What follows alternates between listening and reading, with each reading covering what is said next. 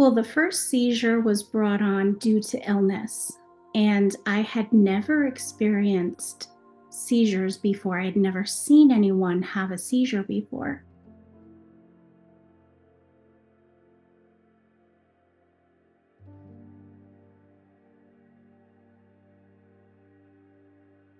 He was just a baby, and he started to just stare off, and he had a wide open mouth. And we know our kids. And when we see such abnormal behavior, it startled me. In fact, it made my heart sink to my stomach. I knew something was wrong, but I didn't understand what exactly was happening. But my husband was with me, and he was explaining to me that this is a seizure.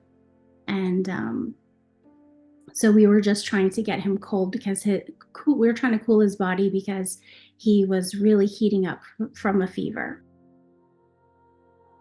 I've been at it for, like you said, over 10 years now, and it wasn't easy. There was challenges, there was seizure breakthroughs, and we would go long periods of time without seizure, and then when a seizure would happen, I would just break down crying and feeling like I was a failure. Like, what happened here? How could this happen? I thought I was doing good. What did I do bad? I thought. And thankfully, I have the support of my husband, who was always there for me and always reminded me that I was doing the best that I could, and that sometimes things happen, but we got to get back on track. We got to maybe redefine things, look at what's happening,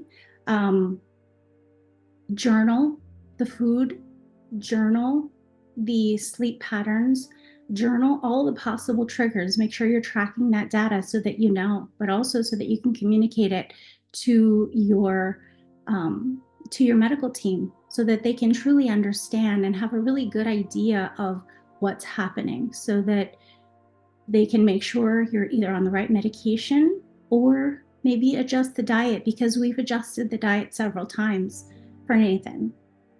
I adjust the diet if he's sick, so it's been a challenging, winding journey.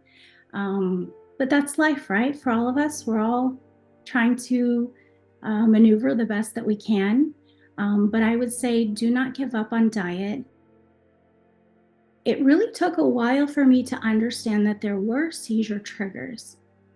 The neurologist in the early days of our epilepsy did not explain to me about seizure triggers, possible seizure triggers, what to look out for. They didn't even educate me or empower me to do that. Everything was just, we'll rely on medication. And if you have a breakthrough seizure, well, then we'll just up the dose. So nothing was empowering. But learning about seizure triggers can be very empowering, because you're going to learn more about what to look for. And for my son, it was seizure triggers for him was illness, fever, dehydration, lack of sleep. Those were the most common seizure triggers for him at the time. And once I started learning about that and tracking it and just becoming aware on a daily basis, I became very strict on his nightly routine. We had our nightly Epsom salt bath, relaxing, but he had to be in bed at, before 9 o'clock every evening, because I knew as long as he got his rest, the brain can recover and he would do well. Watching his diet, making sure he's hydrated, not just with water, with proper electrolytes and things like that. Then I was really empowered, and I could make a difference in his life, which is what I think all parents want to do.